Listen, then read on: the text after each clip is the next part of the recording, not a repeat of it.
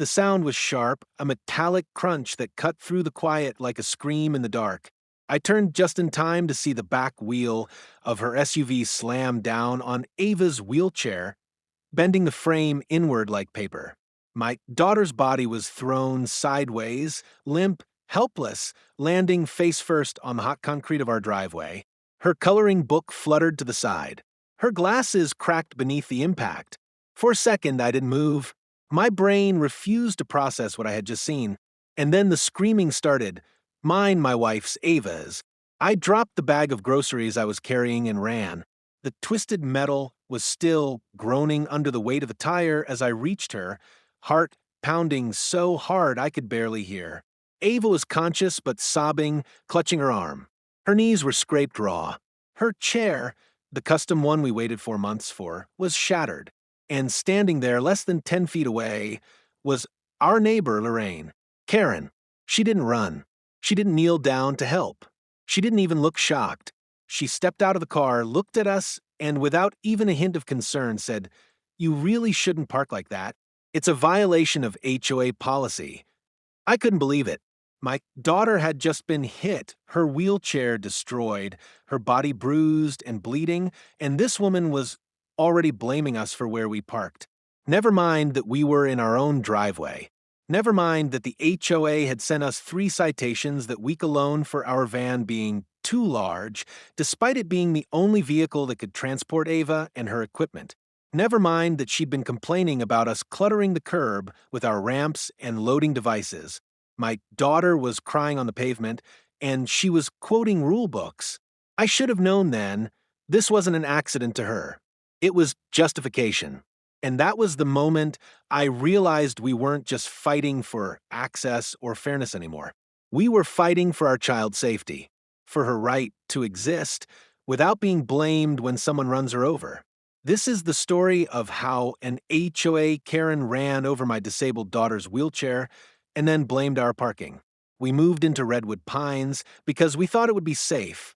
That's what the brochure said, a peaceful, family-friendly HOA community nestled between schools and parks. And at first, it seemed like exactly what we needed. Quiet streets, trimmed hedges, the kind of place where people walked dogs in the evening and left porch lights on as a sign of suburban order. We had just transferred to the area after Ava's medical team recommended a specialized outpatient program nearby. The neighborhood wasn't cheap, but we figured the stability, the ramps we could build, the one-story layout. It was worth every penny for Ava. She's 9, sweet, curious, and full of life despite the weight she carries. Born with a neuromuscular condition that limits both her mobility and muscle coordination, Ava relies on a wheelchair for most of her day. She can walk short distances with help, but even that requires braces, time, and balance. Her chair is her independence, her freedom, and everything about our life, the layout of our home, the car we drive, even the way we park in our own driveway, is centered around her needs. But to the Homeowners Association, our daughter wasn't a child. She was a compliance issue. The notices started the second week we moved in. A warning taped to our front door in bold red letters. Vehicle blocking sidewalk, please correct immediately.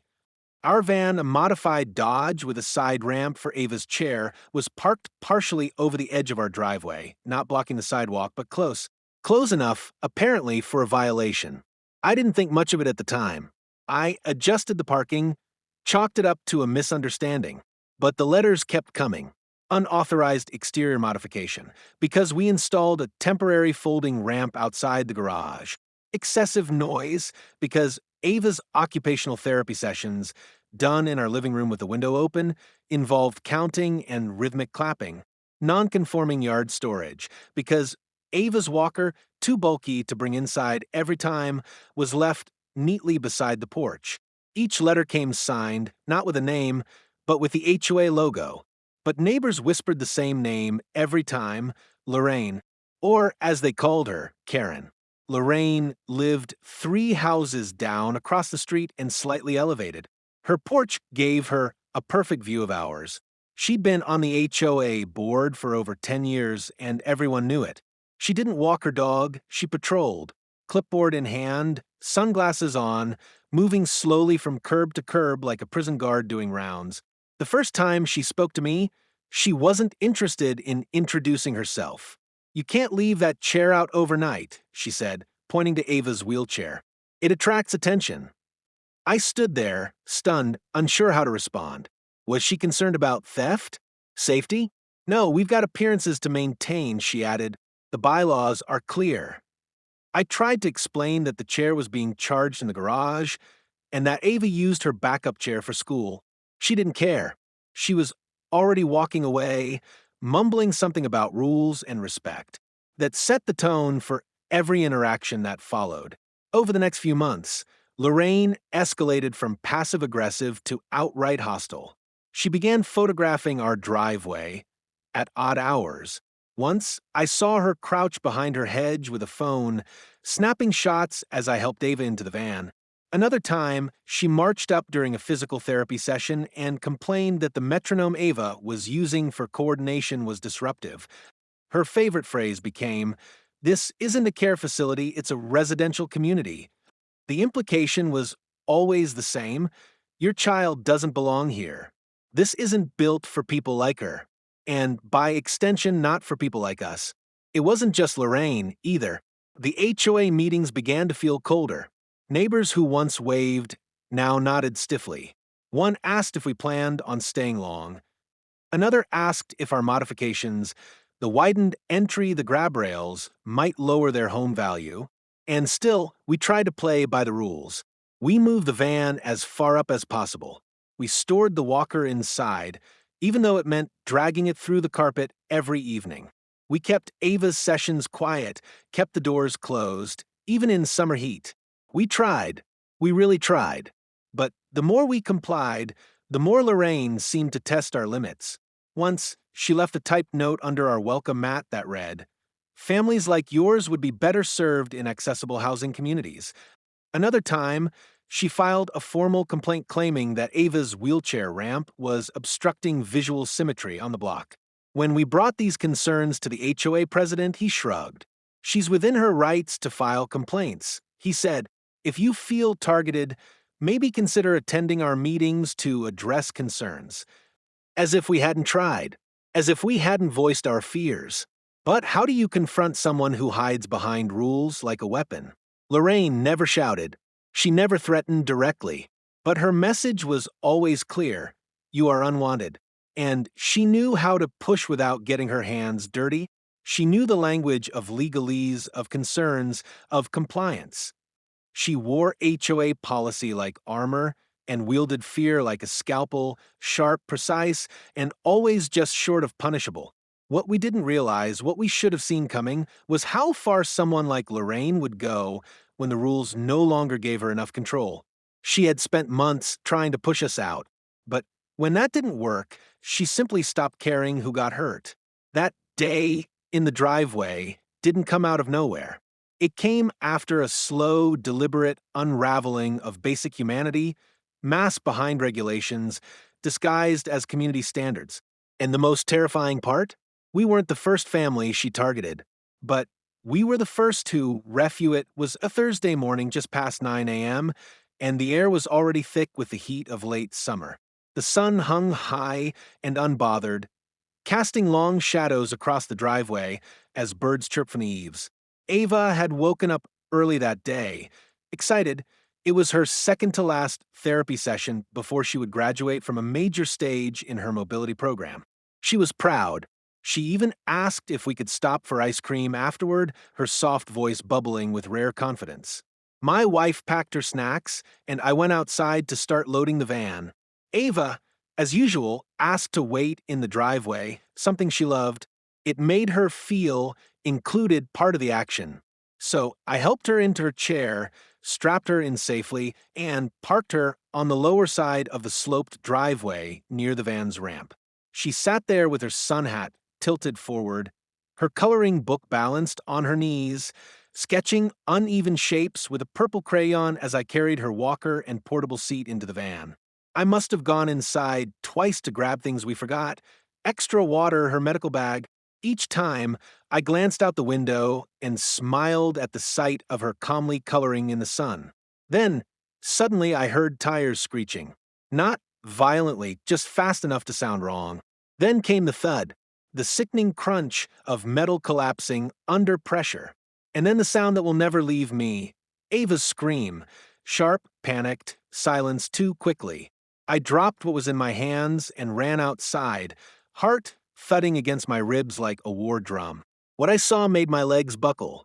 Ava's wheelchair was flipped sideways, one wheel entirely crushed beneath the back tire of a silver Lexus SUV, Lorraine's car. The frame was bent at a grotesque angle, the footrest snapped off and laying 5 feet away like debris from a wreck.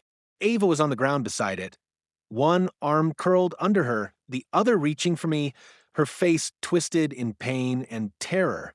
Her sun hat had blown off, and her crayon was smeared across her shirt like a purple bruise. My wife, who had followed just behind me, let out a scream that turned every neighbor's head.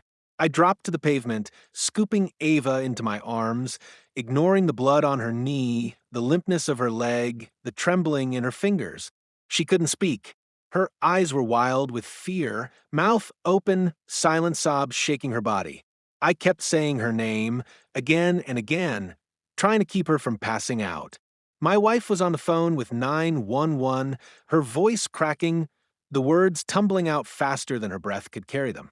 And then I looked up and there she was, Lorraine, Karen, standing outside her car like nothing had happened.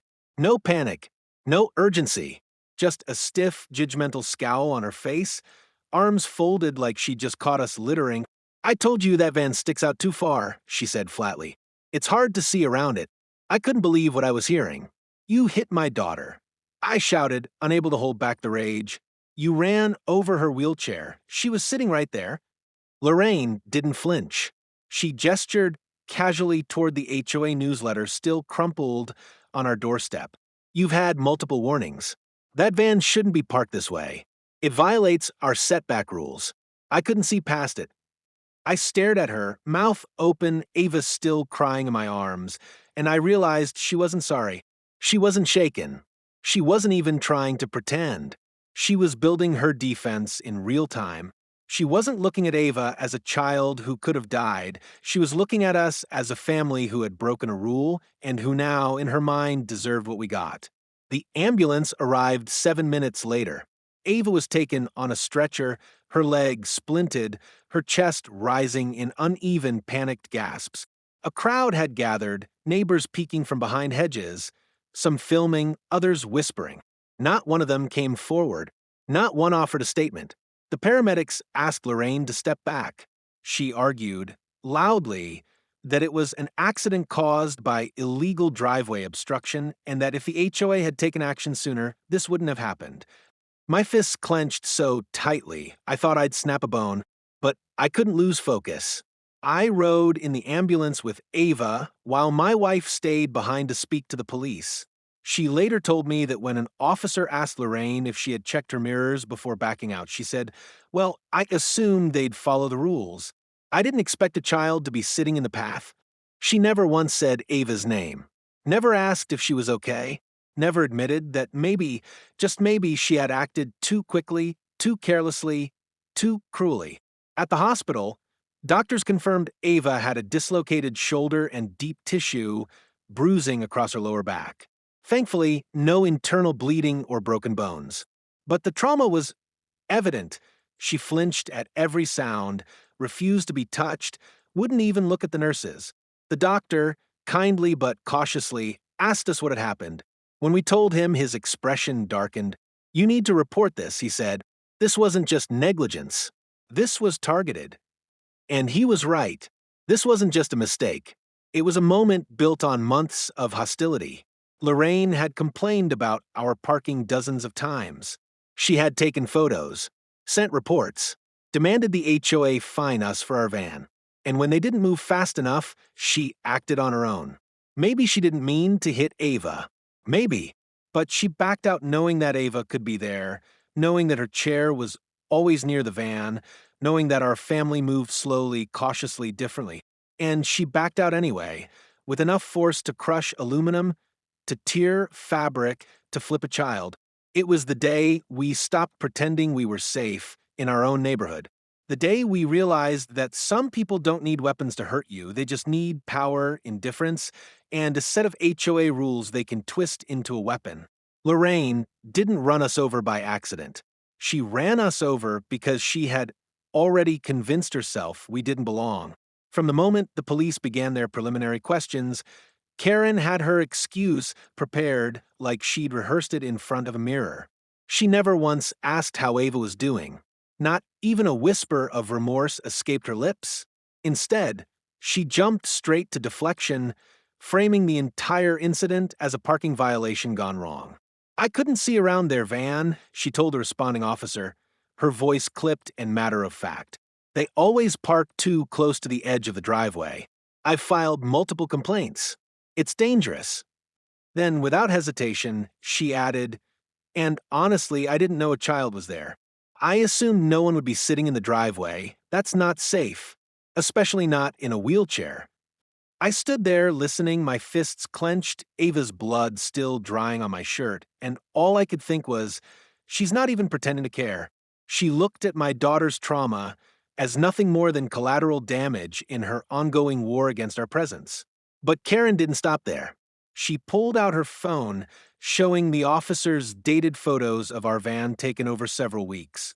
"See, it always sticks out too far," she insisted. "I've reported it to the HOA at least 4 times. If they'd done something, this wouldn't have happened." She was trying to build a paper trail, one meant to shift responsibility onto us, to paint us as the reckless ones, the negligent parents who left their medically fragile child unsupervised in a so-called improperly parked vehicle zone. She even went as far as to imply we had been careless with Ava's safety, stating, "If you have a child in a wheelchair, you shouldn't let them sit in a driveway. That's just common sense." As if Ava hadn't been 10 feet up the driveway, seated and secure, in plain view. As if a child coloring quietly outside her own home had somehow invited this. She quoted HOA bylaws like they were gospel, rattling off section numbers about driveway clearance, visual obstructions, and safety expectations. But she conveniently omitted the part that says each homeowner is responsible for ensuring safe driving within the community, or that the HOA's own handbook states that reasonable accommodation is expected for disabled residents. Her argument wasn't legal. It was psychological. She wasn't trying to prove her innocence. She was trying to plant just enough doubt, twist the rules just enough that others might question whether we had brought this on ourselves. It was cruel, calculated gaslighting. And the worst part? Some people believed her. One neighbor even muttered something about how our van had always been an issue and that maybe it was just a terrible accident, but accidents happen when people don't follow the rules. That's how Karen's poison worked, not as rage, but as rationale. She didn't scream, she didn't cry.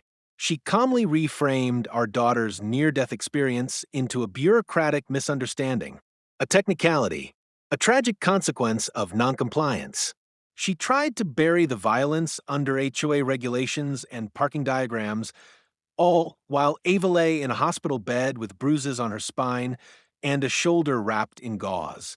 This wasn't an excuse born from panic, it was a strategy. It was a defense wrapped in policy, designed not to seek truth, but to protect her from accountability.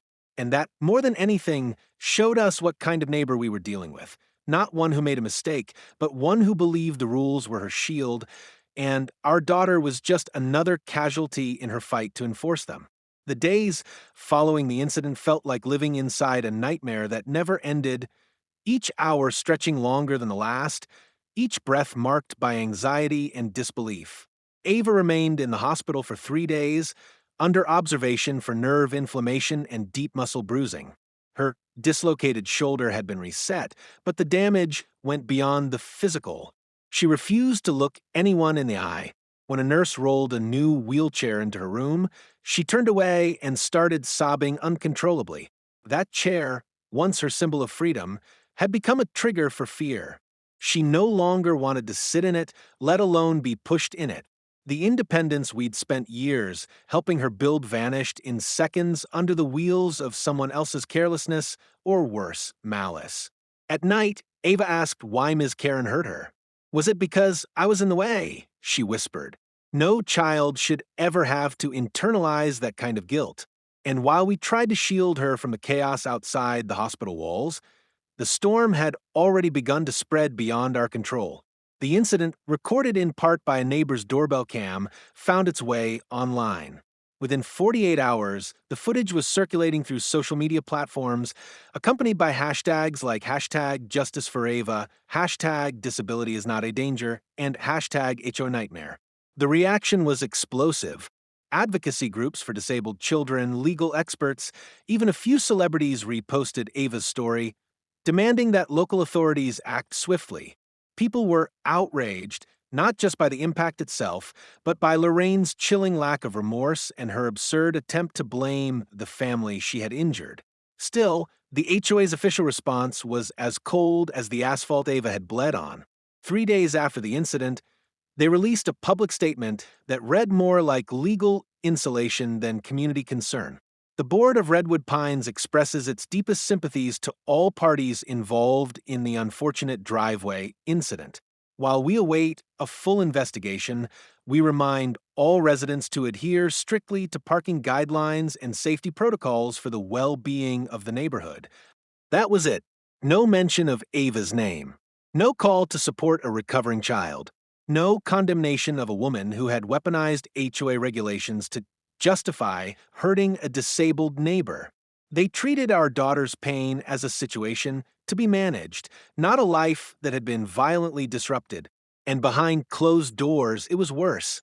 An email thread, leaked to us by a sympathetic resident, revealed board members discussing ways to deflect liability and reminding each other not to make statements that could compromise the HOA's legal position. Ava was a liability. We were a PR threat. That's how they saw us now. Meanwhile, the neighborhood fractured. Some families brought over flowers and cards, whispered apologies at our doorstep, and asked how they could help. But others, the ones who had always nodded politely but never engaged, stayed silent. No texts, no offers, just lowered eyes and tightly shut blinds. One man, retiree we'd exchanged pleasantries with for months, muttered under his breath while walking past our house, "Some people just bring trouble." Another woman, speaking to someone across her fence, said, "They never really fit in here, did they?" It was heartbreaking, isolating. We weren't just grieving what happened to Ava, we were grieving the illusion that this neighborhood had ever welcomed us in the first place. Yet, even through that pain, a different kind of community was forming, one not bound by geography, but by shared outrage and compassion. Emails flooded in from across the country. Families with disabled children wrote to say they had experienced the same kind of passive cruelty, the same bureaucratic dehumanization. Some shared their own HOA horror stories. Others just sent prayers and strength. A law firm that specialized in disability rights reached out and offered to help pro bono. A nonprofit that provides therapy equipment for children with mobility issues offered Ava a new chair, customized and free of charge. Strangers raised funds. Friends we hadn't spoken to in years resurfaced.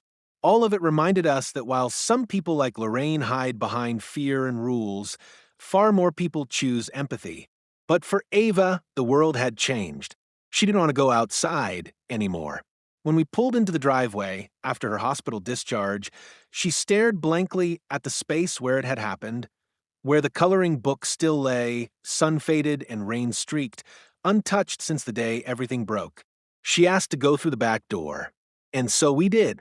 Every day since, we've tried to rebuild what was taken from her, not just her safety, but her spirit.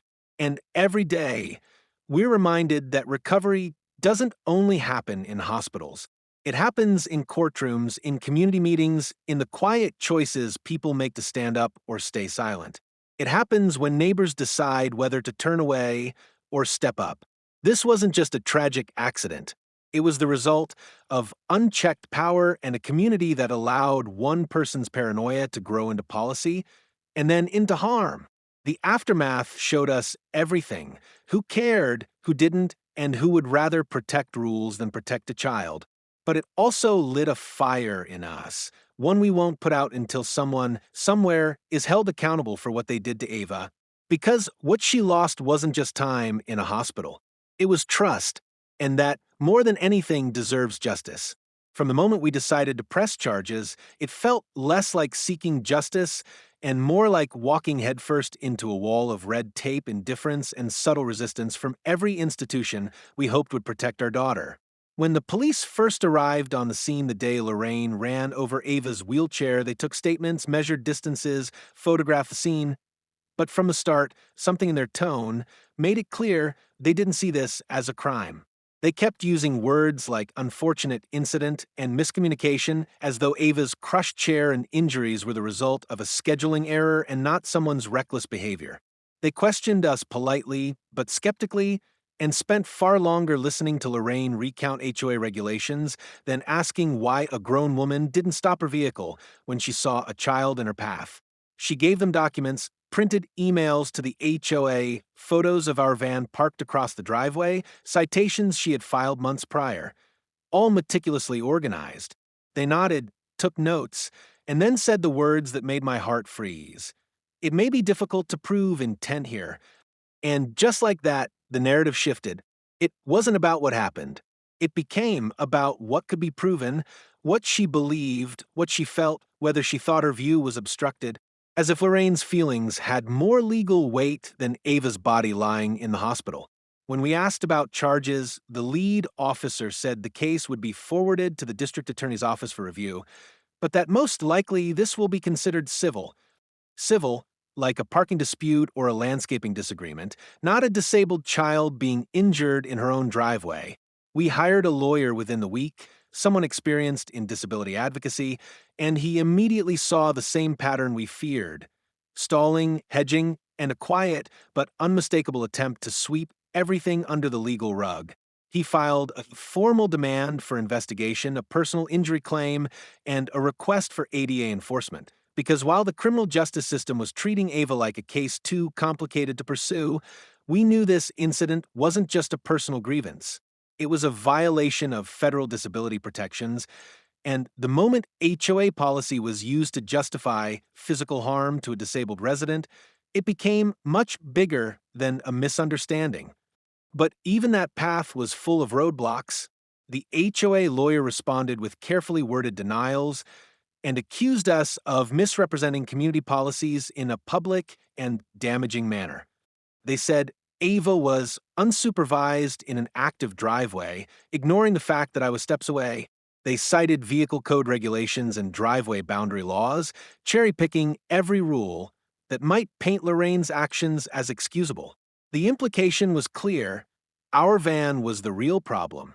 Our presence, our accommodations, the systems meant to include us were now being twisted to exclude and discredit us. Meanwhile, Ava's mobility suffered. Her physical injuries would heal, but her fear hadn't. She refused to use her new chair for weeks. She wouldn't let us park in the driveway. She made us double-check every time someone pulled out of a garage nearby. Her confidence was shattered, and no amount of legal paperwork could undo that damage. Every time we entered a courtroom or sat through a hearing, I watched my wife's hands shake beneath the table, watched our lawyer try to maintain composure while the other side pushed procedural delays and argued over language. Not once did Lorraine appear in person. Her lawyer spoke for her, citing stress and reputational harm as reasons to avoid public appearances. We showed up every time.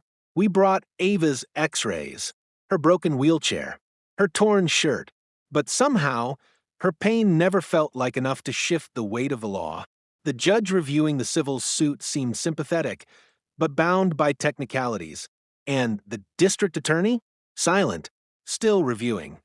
No arrest, no charges, no citation for reckless endangerment or negligence.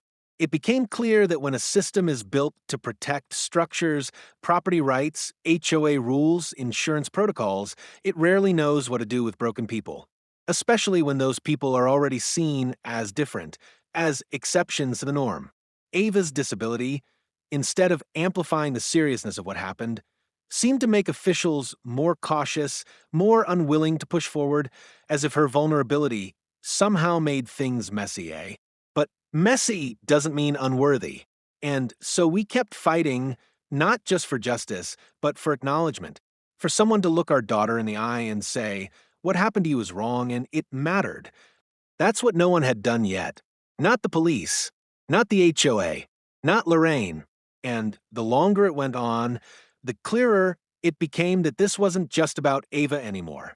This was about every family who's been told their needs are inconvenient. Every disabled person treated like a disruption. Every parent who's watched the people in power choose policy over people. We're still in the fight, still pushing forward, still filing motions, still showing up. Because if the system won't move on its own, we will drag it forward with every ounce of energy we have left. Ava deserves to feel safe again. She deserves to believe the law is on her side. And we won't stop until the woman who hurt her and the structures that protected her are held accountable, not just for what they did, but for everything they tried to deny. To everyone listening, I want to speak not just as a father, but as someone who believed for far too long that doing everything right would protect us. That if we followed the rules, stayed quiet, and tried not to rock the boat, we'd earn our place in this neighborhood. I was wrong. Because my daughter did everything right. Ava is kind, respectful, and endlessly resilient. She asks permission before she speaks, she thanks every nurse, and she apologizes even when something's not her fault. And still, she was the one left bleeding on the pavement while the person responsible walked away, quoting parking codes. It's been weeks now, and Ava's recovering slowly. Physically, her body is healing, but emotionally, that's a different story. She doesn't trust the sidewalk anymore. She won't let us push her chair near the edge of our own driveway. She flinches at the sound of tires. She sleeps with the light on and asks, will Miss Karen do it again? I try to answer honestly and I can't, because the truth is, this wasn't just about one woman. It was about a system that allowed her to feel powerful enough to hurt a child and believe she could get away with it. It was about an HOA that saw our accessibility as clutter, a police report that reduced our daughter's pain to a paragraph, a neighborhood where silence is safer than standing up, and a society where being disabled, different, or simply inconvenient is enough to make you a target. I'm telling this story not just for Ava, but for every child who's been made to feel like they don't belong, for every parent who's been made to feel like their fight for inclusion is a nuisance. We shouldn't have to ask for compassion. We shouldn't have to prove our humanity. But here we are, and if nothing else, let this be the moment where silence ends, where we stop pretending HOA letters can't be weapons, where we stop excusing cruelty wrapped in rules. Ava deserves better. All our children do. And if sharing this story can make one more person care, one more community question their power, or one more parent feel less alone, then it's worth every word. The case isn't over. In fact, just last week, our attorney received something that could change everything, a newly surfaced HOA meeting recording where Lorraine openly complained that people like them ruin the neighborhood with their special needs exceptions. Her words, on tape, not hearsay, not speculation. Proof. Proof that this wasn't just a tragic mistake or a moment of carelessness. It was part of a mindset, a pattern, a targeted resentment that had been growing long before she ever backed her car out of that driveway. We don't know what will come of it yet. The DA still hasn't filed criminal charges, but this new recording could finally tip the scale. Maybe now someone in power will listen. Maybe now the law will stop hiding behind technicalities and do what it's supposed to, protect the people who need it most. We're still showing up to every hearing, still pushing the civil suit forward, and still fighting for Ava's voice to be heard in every room where it was once dismissed. But we can't do it alone. If you've made it this far, I ask you, what would you do if this happened to your child? What would you do if someone hurt them and then blamed your driveway? Would you stay silent? Would you move? Or would you stand up and fight, even if the system made you feel like the odds were stacked against you? If this story moved you, if Ava's pain stirred something in your heart, then don't let this be the last time you think about it. Share this video, comment, add your voice, because silence protects people like Lorraine. Awareness protects families like ours, and change only happens when enough people refuse to look away. You've been watching the HOA stories, where silence ends and justice begins. There's more coming. Updates, evidence, and the next chapter in Ava's fight for the dignity she should have never had to earn. Subscribe so you don't miss it, because this isn't just our battle anymore. It's all of ours.